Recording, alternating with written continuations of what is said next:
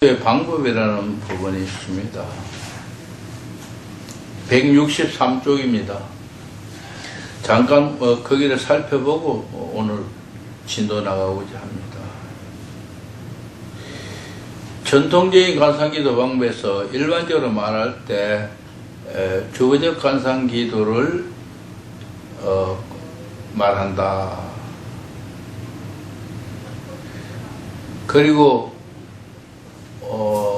우리는 섭득식 관상기도와 주거적 관상기도를 서로 상반된다 혹은 반대된다 등의 개념으로 이해를 하고 있습니다. 그러니까 그 틀린 말은 아닌데 명확하게 정리를 하자면은 서로 주장하는 부분, 즉 강조점이 다르다, 그렇게 표현하고 싶습니다. 주거적 관상기도는 무엇을 강조하고 있느냐?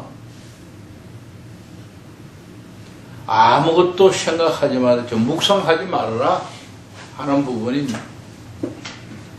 묵상을 초보자는 처음에는 묵상을 하지만 어느 단계가 지나면 묵상을 끊어야 한다.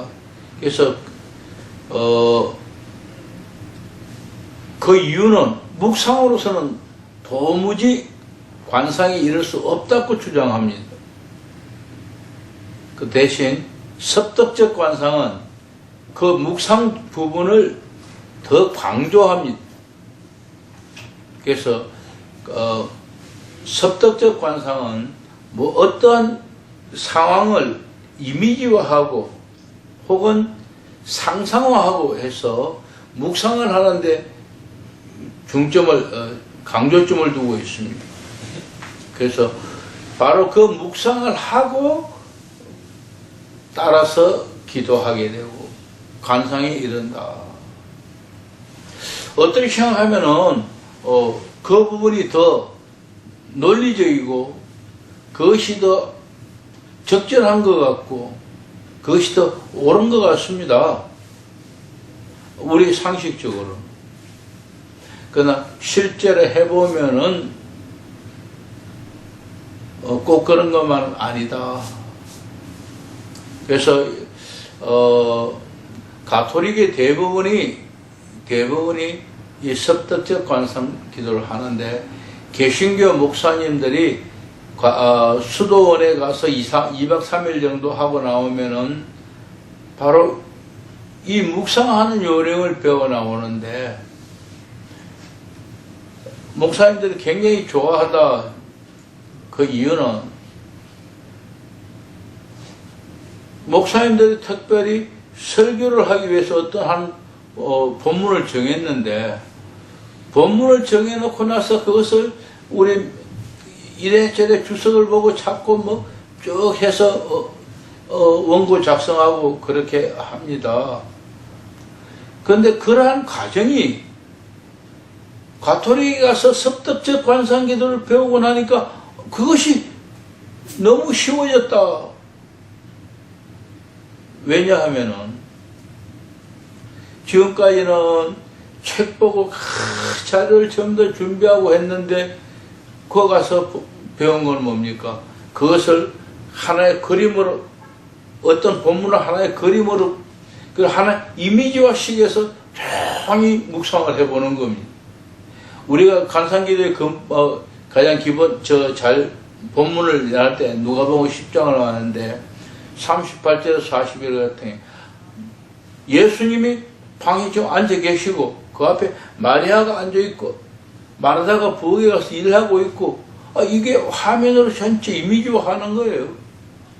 그래 보니까 마르다 부엌에서 막 열심히 음식을 준비하고 있고 마리아는 아무것도 안 하고 예수님 앞에 앉아서 또 듣고 있는.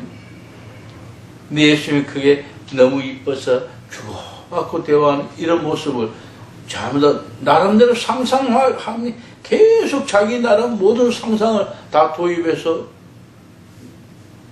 정의를 하다 보니까 하나의 결론이 납니다. 혹은 두세 가지 나름대로 결론이 납니다. 그러면 자기 나름대로 두세 가지 견해한 걸 하나는 대지 1. 예수님 모습 되지. 마르다는 성도의 대표다. 3. 마리아는 영적 대표다. 이렇게 대지를 정했다 이거예요. 그래 놓고 나서 보니까 다 나와. 그러고 나서 묵상을 다 끝나고 나서 설교 원고를 작성해보면 그냥 작성하는 거예요. 그러고 작성하고 나서 보니까 설교 준비할 필요가 없는 거예요. 특별히. 왜냐하면은 목사님들 원고 준비하고 적어도 2~3번씩 읽어보고 나름대로 연습하지 않습니까? 그게 필요 없어요. 강단에 딱 서보니까 눈에 훤히 보이는 거예요, 화면이. 자기가 묵상하는 화면 눈에 훤히 보여요. 그러니까 설교하기가 너무 쉽고 좋은 겁니다. 그래서 목사님들이 초기에 가톨릭 가서 2박 3일씩 하고 목사님들이 너무 좋아서 설교를 그 준비를 그렇게 하는 분들이 상당히 많아요.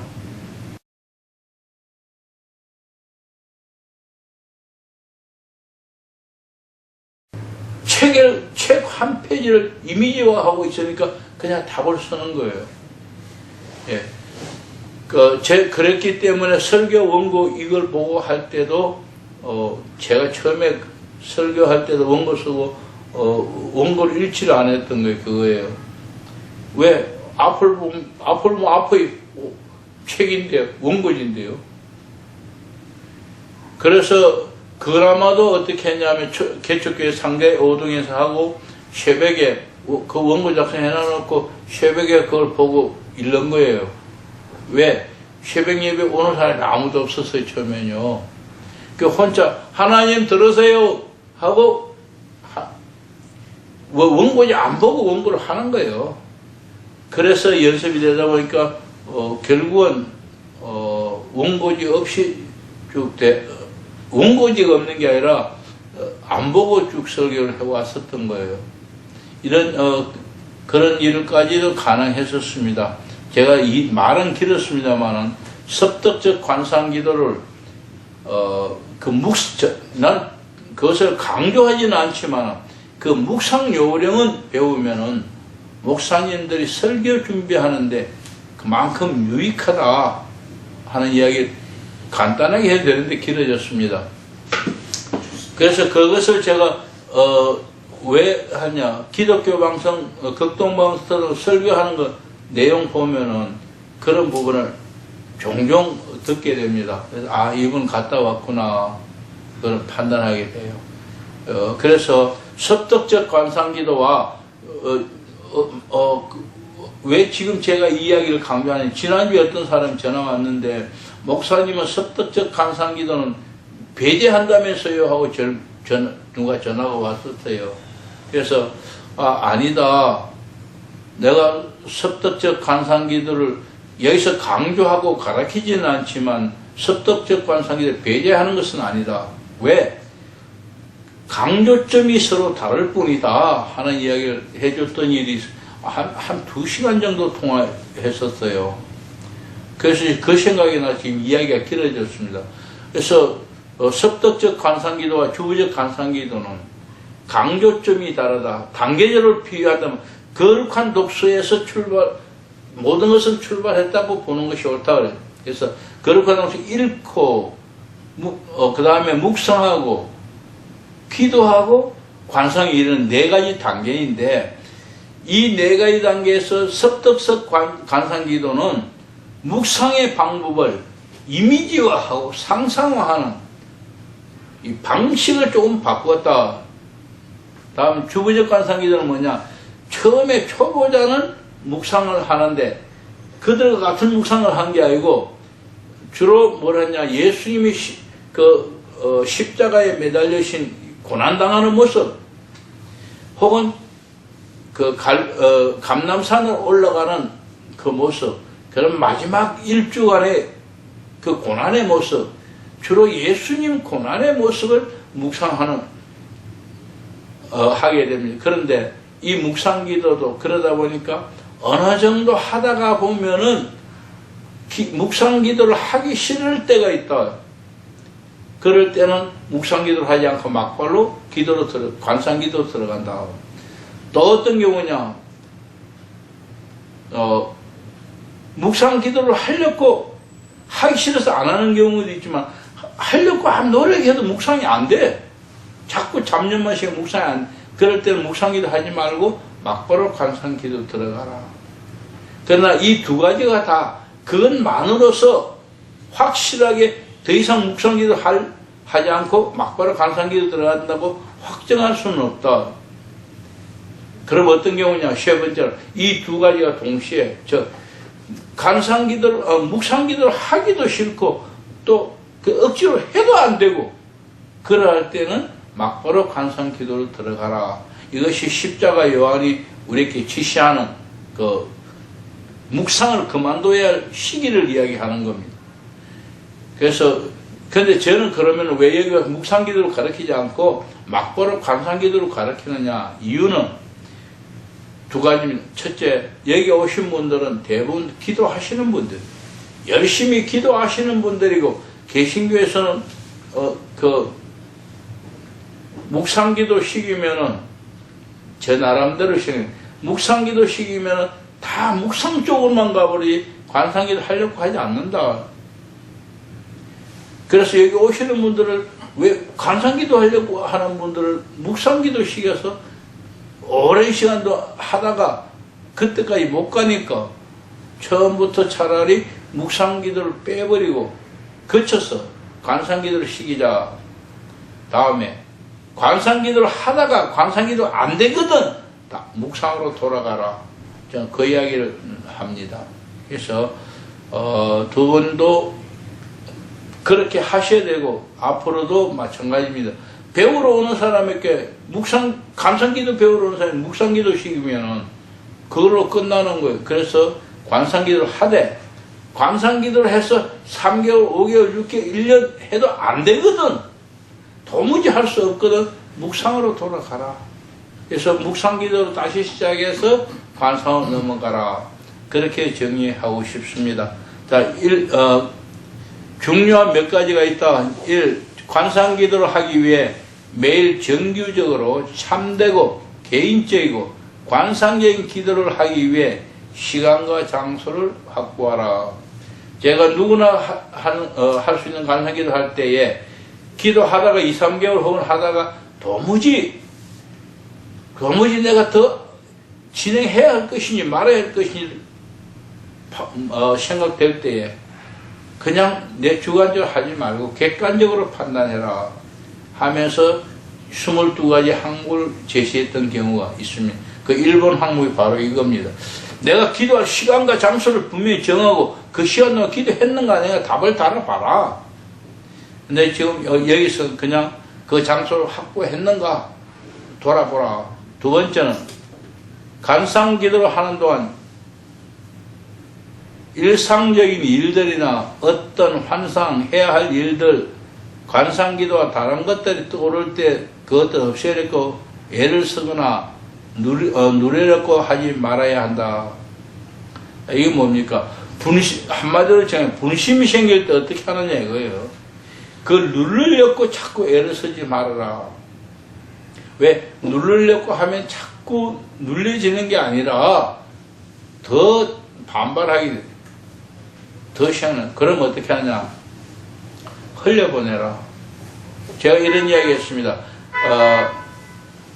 했는지 안 했는지 기억이 안 나냐. 하도 자주 이야기하다 보니. 낚시꾼이 강가에 가서 낚시를 들고 있다가 보면은 처음에는 찌를 바라보고 있지만 고기가 잘 물리면 그 재미로 걷어올리는데 고기가 안 물리면 한참 보다가 짜증이 나게 낚싯대 그냥 꼽아놔놓고 보다가 딴 데 보게 됩니다. 그러면 예를 들어 한강에 갔다 하면 배가 한강 크니까 그 여행하는 배가 다녀요.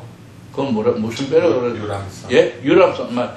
유람선이 다니는데 그 유람선 보면 강에 유람선 큰 게 오는데 보면 막 유람선이 요란해요. 막 화롭게 꾸며놔가지고 눈이 크게 뺏깁니다, 자꾸. 점점 오면 눈에 더 잘 보이니까. 그러다 보면은 그냥 배에 내 눈이 다 가고. 나중에 보니까 미끼도 없어요. 미끼도, 올려버리고 고기도 안 낚였고, 미끼도 없고, 다 뺏긴 거예요. 그 이야기를 자주 합니다. 그럼 낚시꾼은 뭐냐? 찌만 바라봐야 한다. 그럼 찌를 바라보고, 그 배를 바라보자 눈을 띌 수 있는 방법은 뭐냐? 이거예요. 그 안에 자꾸 관심을 두면 눈을 뗄 수 없어요. 바다에는 배가 지나가고, 큰 강에 유람선 지나가는 건 돈벌이 잘 되게끔만 하고, 그냥 걸어 끝내야 돼요. 왜? 나는 유람선 구경하러 온 게 아니고 고기 잡으러 왔으니까. 배가 다니는구나. 유람선이 저런 거구나. 이라고 끝내야 되는데. 그래? 야, 저게 타면 멋있겠다. 저 배는 언제 왔다 갔다 하지? 몇 시에 왔다 갔다 하지? 등 관심을 두면은 그날 고기 잡는 건 틀렸다 이거예요. 마찬가지 관상기도 또한 기도 중에 분심이 뜨거든 이렇게 생각하십시오. 기도 끝나고 생각하자. 지금 내가 어떡할 건데? 예를 들어 우리 집에 불이 났다 한들 지금 내가 어떡할 거예요? 기껏 할 수 있는 것이 집에 집에 불 났으면 전화가 통해집니까? 안 통해져요. 그럼 이웃집에 어디 아는데 막 전화해보고 뛰어가면 가는 사이에 이미 불 다 꺼졌어요. 소방대가 가서.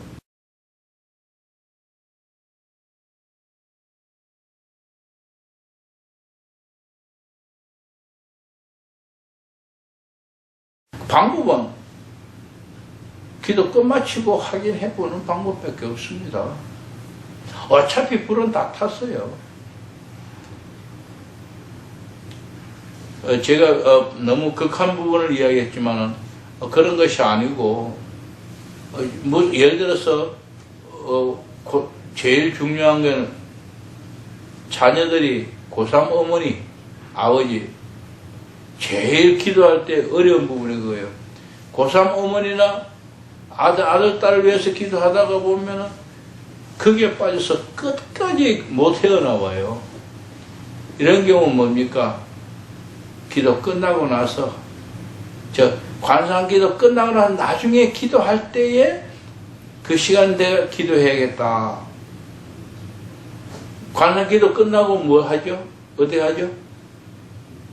그냥 무조건 예수님 이름으로 기도합니다. 끝나는 게 아니고 2, 3분간 묵상하고 그리고 내가 평소에 기도를 하게 된 바로 그때 기도하지 하고 마음을 뒤로 돌려야 한다. 다른 모든 것 어떤 잡념이 생기도 마찬가지 분심이 생기면 교회에 무슨 일 하면 기도 끝나고 나서 따로 생각해보자. 예, 바로 기도 끝나고 나서 따로 생각해보자 하고 뒤로 돌려야 한다는 것이죠. 그렇지 않고 그것을 생각하게 되면 끝까지 가게 된다. 그래서 여기 그겁니다. 그건 눌려놓고 하지 마라. 그러면 그냥 나중에 생각해보자 하고 돌려라. 그런 뜻입니다. 글로 표현해 단지 관상기도에 집중하면서 하나님만 바라보면 그것들은 자연스럽게 스쳐 지나간다. 이거 이해 못할 것 같아서 이야기하는 겁니다. 이 말을 불교에서는 뭐라고 하느냐 하면은 보면 사라진다. 한마디로 말하면 보면 사라진다. 불교에서 나온 책 중에 보면 사라진다는 책도 있어요. 그 책이 원래 여기 불교가 아니고 저거 뭐라 그러죠? 중국 저놈의 그 소승불교. 예? 소승불교. 남아불교. 요새 자꾸 기억력이 상실돼서 인도 그쪽에 무슨 산? 수미산? 예? 모르겠어요. 그렇지 예. 않습니다. 하여튼 그쪽에 그쪽 사람들이 쓴 책이에요. 근데 그게 불교에서 그 책을 갖다 번역해가 보면 사라진다. 보면서 한 내용이 이거예요. 앞에 무슨 내가 좀 기도하고 있는데 불교도 기도한다 그래요. 기도하고 있는 불교나 기독교 다 눈 감고 해요. 보면 눈 뜨면 자꾸 보이니까. 근데 다른 말로 표현할게요. 앞에 내가 기도하는데 막 사자가 얼른 거 뱀이 막 타고 이렇게 와요. 오면 자꾸 내 앞으로 오니까 겁이 나 물릴 것 같고 피하게 돼요. 그럼 어떻게, 그냥 차를 한번 눈 뜨고 봐라. 뱀이 오는 것 같은 보면 그 허상이에요. 이제 그런 설명을 하면 그냥 보면 사라진다. 그와 같이 어떤 잡념이 떠오르든 그것을 그냥 봐버려라. 그냥 보면 아무것도 아니야. 사라진. 그런 이야기 합니다. 근데 그런 내용을 꼭 그대로 내용하는 건 아니고 그런 형식으로 설명을 합니다. 그래서 우리는 그냥 잠깐 뒤로 돌려라. 저 기도 끝나고 나서 생각하자 하는 생각을 하면은 다 지나갈 수 있다. 그런 이야기입니다. 세 번째로 관상기도 실천은 여러 가지 현상들이 나타날 수 있다. 그러나 그것이 목적이 아니죠. 관상기도 하는 사람들이 때로는 병마를 위해 쫓아 기도하면은 병이 나을 수도 있고, 때로는 귀신을 들린 사람 귀신을 쫓을 수 있고, 뭐 그런 일을 할 수 있습니다. 또 때로는 조용히 기도하다 환상이 보이기도 하고, 또 환청이 들리기도 하고, 그러나 그것이 우리의 목적이 아니다. 목적이 아니기 때문에 비켜가라. 목적이 아닌 것이 거기에 머물지 말고 피해가라. 네 번째, 관상기도는 신비주의다. 사실 이거 지금 이야기하려고 하다가 말이 길어졌습니다. 관상기도는 신비주의다. 그래서 신비주의적인 거하고 신비주의하고는 구분하셔야 합니다. 지금 교회에서 관상기도는 자제하는 것이 좋다. 우리 합동측에서 이야기했고, 또 주장해서 하는 여러 모인 사람들이 주장했습니다. 왜 주의하는 경우냐? 신비주의로 빠질 위험이 있다 그랬어요. 그 사람이 말하는 신비주의는 뭐냐? 김기동이 같이 병 고치는데 매달린 사람, 그리고 귀신 쫓는데 매달린 사람, 그걸 보고 거기를 핵심을 두고 신비주의라는 표현을 합니다. 그래서 교회가 아직도 귀신 쫓고 병 고치는 일에 하는 그 은사를 굉장히 싫어하고 있는 모습이 신비주의적이다. 그래서 관상기도 하는 사람도 그런 쪽으로 효과가 나타나기 때문에 주의해야 한다. 뭐 그런 이야기를 하고 있습니다. 그런데 참으로 그 신비가 아니라 참 신비주의의 특징은 뭐냐? 뭐 한마디로 말하면 예수님이 하나님이 사람이 되어 내려오신 그것이 신비다. 두 번째는 지옥 갈 사람이 예수 이름으로 믿고 구원받는 하나님의 아들이 되는 그것보다 더 큰 신비가 우리에게 뭐가 있느냐. 그러나 이론적으로 말하는 신비주의다 하는 것은 그 내용은 아닙니다. 첫째, 이건 말로 표현하기 어렵다. 신비주의라는 것. 말로 쉽게 표현할 수 있는 것은 신비주의라 하지 않습니다. 저 관상기도 한다고 하고 이렇게 앉아서 무의식 속에 들어서 하나님과 만난 이것을 내가 설명하기도 어렵고 듣는 사람도 이해가 어려워. 그래서 신비주의라 표현한다는 겁니다. 그래서 관상기도는 신비주의적이다. 왜? 내 체험을 가르친다는 나도 그것을 그대로 설명할 방법이 없어서 설명할 때마다 이렇게도 해보고 저렇게도 해보는데 만족한 데가 없습니다. 그래서 제가 첫날 설명할 때 그랬을 거예요. 지금 보편적으로 관상 상태, 무의식 속에 들어서 하나님을 만나면 어떤 상태가 되냐? 꿈과 같다. 그냥 그렇게 설명을 해요.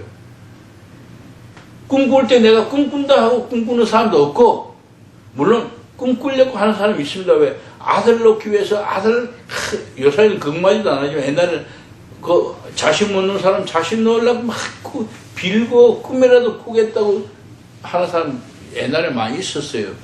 그리고 무엇인가 꿈에 꾸보려고 하는 요사는 그런 거 적습니다. 그렇지만 어쨌든 꿈은 누군가가 일반적으로 꿈을 꾸려고 노래하는 게 아니라 자다가 보면 자연적으로 꾸어지는 게 꿈이다. 그러면 관상기도는 기도하다가 보면 자연적으로 되느냐 그거 아닙니다. 거기는 차이가 있습니다. 관상기도는 의식적으로 관상기도 하려고 하고 앉아서 기도하는 사람인데 자는 사람과 똑같이 하다가 보면은 꿈을 꾸게 된다. 잠자는 사람 꿈꾸는 것 같이 우리도 그런 현상이 일어나는데 그것을 설명하기가 어려우니까 뭐냐, 꿈꾸는 사람이 꿈을 꾸는데 꿈 속에서 이거 내가 꿈인지 생신지도 구분 못하고 그냥 꿈 속에서 꿈을 꾸고 딱 꿈이 끝나면은 저 꿈을 깨고 보면 무슨 차이가 있습니까? 그냥 잠잤던 거하고 꿈을 꿨던 것이 확연히 구분이 됩니다. 아, 내가 밤에 꿈 꿨어. 뭔가 있어. 그래서 현실은 분명히 아닌데 꿈이었다. 같이 이 관상기도 끝나고서 되돌아보면 바로 그런 것이었다. 그것은 왜냐? 의식 속에서 일어난 일이 아니기 때문에, 무의식 속에서 일어난 일이기 때문에 도무지 알 수가 없는 거예요. 그러나 되돌아서 가만히 생각하면 내가 오늘 밤에 이런 꿈을 꿔서 하는 것과 마찬가지, 이 기도 중에 이런 일이 있어서 하는 것을 분명히 느낄 수 있다. 여기서 한 가지 주의해야 할 것은 그 꿈과 같은 무의식 속에 일어난 일은 하나님이 개입한 일이므로 동의한다. 그러나 주의할 일이 있다. 뭐냐? 내가 지금 기도 중에 내가 지금 막 관상에 이르렀다. 관상 상태, 지금 관상 상태이구나 하는 것이 느껴지거든. 그건 거의 아니다. 아직도 의식 속에 있는 거예요. 무의식 속이라는 거 명확히 해. 무의식 속에 들어가면 의식을 못합니다. 그런데 많은 사람이 기도하다가 내가 무엇을 봤어. 이런 일이 막 있었어. 또 무슨 소리를 들었어. 하고 그것이 하나님이라고 인식해버린다는 겁니다. 이건 아니다. 하나님일 수도 있겠지만 절대 하나님 아니라고 믿으십시오. 그러면 실수하지 않습니다. 이유는 사탄 마귀는 우리 평소에는 별로 두려워하지 않아요. 언제나 자기 밥이라고 하시는 거예요. 그러다가 기도하기 시작하면 요거 봐라 기도하네 하고 관심을 가요. 마귀가 항상 나의 주위에 있던 마귀가 관심을 가지고 그래 네가 기도하면 얼마나 할 거야 하고 관심을 보는데 깊이 무의식 속으로 들어갈 단계가 되면 급한 거예요. 왜? 거기에 들어가면 자기하고는 상관이 없는 거예요. 뺏긴 거예요. 쉽게 말해서 하나님 앞에 뺏긴 거예요. 그래서 얼른 나타나서 자기가 하나님인 것처럼 이야기해. 그냥 확 화면을 보여주고 혹은 사랑하는 아들아, 사랑하는 내가 너를 사랑한다. 내가 너를 해주마. 목사님은 내가 큰 교회 1000명 되는 교회 지어주마. 똥 가버리잖아요. 그건 전부 다 하나님이 아니다. 제 이야기는 100%가 하나님이 아니라는 이야기는 아닙니다. 혹시 하나님일 수도 있겠지만은 99%는 하나님 아니다. 그러니까 무조건 다 버려라. 그러면 절대 실수 안 한다. 그러나 무의식 중에 일어난 일, 그것이 꿈으로 생각하지도 않고 환상으로 생각하지도 않고 환청이라고 생각하지도 않고 그냥 그 속에서 그냥 흘러가버린 거예요. 나도 모르게. 무의식 속에서 일어났거든. 그건 언제 구분할 수 있느냐? 그 상태에서는 구분 못합니다. 기도 끝나고 나서 꿈을 꾸고 나서 이 잠이 깼을 때 생각해보니까 꿈에서 이런 일이 있었다 하는 것과 똑같이 기도가 끝나고 나서 되돌아보니까 이런 일이 있었다. 그래서 그것은 하나님일 가능성이 99%예요. 제가 왜 이렇게 이야기해야 되죠? 1%는 자기 의식이, 자기 잠재의식이 나타날 수도 있기 때문입니다. 그래서 영분별해라. 뭐 1%다 99%다 이건 그 퍼센트를 정하는 것은 좀 제 실수예요. 상당히 많은 부분이 혹은 적은 부분이 자기 무의식에서 잠재의식에서 떠오를 수 있기 때문입니다. 그래서 분별해라. 그리고 하나님이 그 속에서도 너는 시계를 놔놓고 30분 동안 기도해라. 그렇게 딱 떨어지게 말씀하시는 경우가 많지 않다 이거예요. 대부분은 그냥 뭐 이렇게 어떤 화면이 흘러가 영화를 보듯이 이렇게 흘러가 버립니다. 그것이 내게 하나님이 명확하게 기억이 나도록 하시는 부분이 있고 그렇지 않고 기억이 희미한 부분도 있습니다. 되돌아볼 때 기억이 희미하고 기억이 나지 않거든. 그냥 지나가시면 돼요. 관심 너무 가지지 말고. 명확하게 기억이 나는데 이게 무엇인지 모르겠다. 이럴 때는 조용히 바로 기도하면서 하나님, 내가 오늘 이런 일이 있었는데 이것이 무슨 뜻입니까? 하고 물어가야. 그래서 우리는 한 발짝 한 발짝 기도 나아갈 때마다 물어서 하나님 앞에 물어서 해결하고 나아가야. 쉽게 내가 결정해버리면 안 된다. 예. 두 번째는 표현하기 어려울 뿐만 아니라 직관적이고 적각적이다. 직관적이라는 이야기는 무슨 말입니까? 보면 그냥 느껴져요. 자, 성도님들이 기도하다가 뭐가 나타났어요. 보면은 아무것도 아닌데, 갑자기 보니까 예수님. 또 어떤 경우는 이렇게 제가 늘 이야기하는데, 고등학생, 제가 고등부 맡은 게 아니고, 고등부 학생들 이렇게 담임할 때, 우리 전도사님 따로 있었고요. 그 토요일이면 매일 와서 예배 준비하는 여학생들이 있었는데 그 애들 둘이 와서 준비하다 보니까 한 아이가 이렇게 보니까 저 예배실 안에 예수님이 기둥 앞에서 계신 거예요. 그러니까 얘가 예수님이니까 옆에 야 예수님. 그러니까 옆에 어디 안 보이는 거예요. 하나는 보이는데 하나는 안 보여요. 그래서 어디 하니까 얘가 기둥 앞에 그러다가 보게 됐어요. 그 두 아이가 다 봤다 그래요. 바로 그와 같이 보면은 그냥 느껴져요. 그게 직관적이다. 예를 들어서 이게 뭐냐? 저거 리모컨이야. 그게 직관적이에요. 이거 뭐냐? 저 타월이야. 직관적이. 그런데 용도가 무엇인지까지는 직관적으로 안 느끼잖아요. 그거는 경험 있는 사람 알아요. 안경 쓴 사람은 안경 닦는 거구나. 그래서 이런 것이 바로 직관적이고 적각적이 느낀다. 그런데 그게 바로 신비적이에요. 그게 신비한 것입니다. 세 번째로는 이 신비 체험은 영속적이지 않다. 지금 이런 화면이 나타나서 내게 보여줬고, 그 다음에 또 똑같은 게 늘 항상 그러냐? 그렇지 않다. 순간적이다.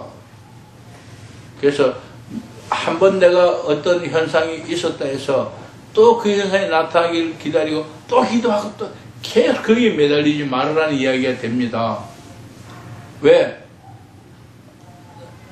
하나님을 내가 모셔와서 내 종이면 그거 해, 반복해, 또 해봐, 더 하면 더 해, 이럴 수 있겠지만 하나님 보고 그렇게 그게 안 된다는 거예요. 왜? 그분은 하나님이기 때문에. 주권이 하나님에 있기 때문에. 그분이 보여주시려면 아무 때라도 보여주시고 들려주시면 들려주겠지만은 내 뜻대로는 안 된다. 그래서 우리는 수동적이다.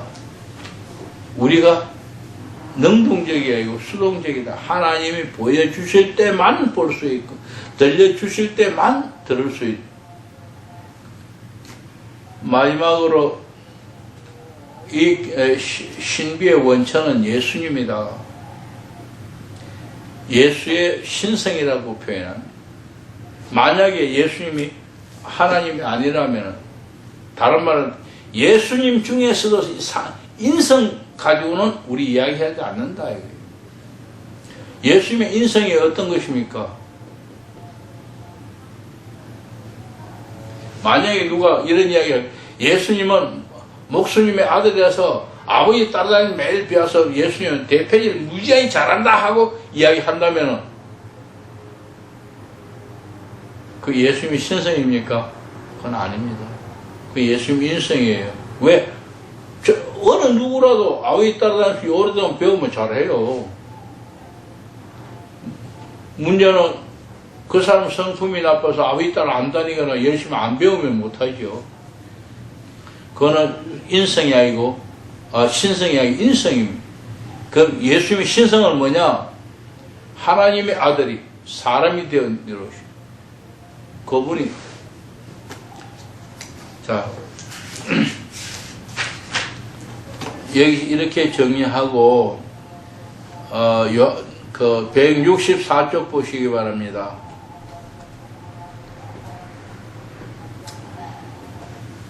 요한복음 17장 21절 22절 아버지여 아버지께서 내 안에 내가 아버지 안에 있는 것 같이 그들도 다 하나가 되어 우리 안에 있게 하사 세상으로 아버지를 우리 안에 있게 하사 거기까지만 보겠습니다. 바로 예수님은 지금 우리를 위해 중보 기도하고 계시는데 보호자 우편에서 많은 여러 가지 하시지만 그 중에 하나가 우리를 아버지와 하나 되게 한 그것이 예수님의 중보 기도다. 그럼 어떻게 해서 아버지와 우리가 하나가 될 수 있느냐? 그것은 예수님 안에서만이 가능하다. 내가 아버지 안에 있고 아버지가 내 안에 있는 것 같이 그들이 내 안에 있기 때문입니다. 예수님 말씀입니다. 즉 우리가 예수님 안에 있으면은 예수님 안에서 아버지와 하나 된다. 이 일은 우리가 하면은 무조건 될 수 있느냐? 아니요. 이 일은 성령님이 우리를 도우셔야 한다. 그렇지 않으면 너무너무 어렵습니다. 그래서 우리가 기도할 때 주의 성령님이 우리를 도와주심으로 말미암아 예수님과 우리가 하나가 되고 그리고 예수님 안에서 아버지를 온전히 사랑하기를 원합니다 하고 기도하고 이 기도에 들어간다.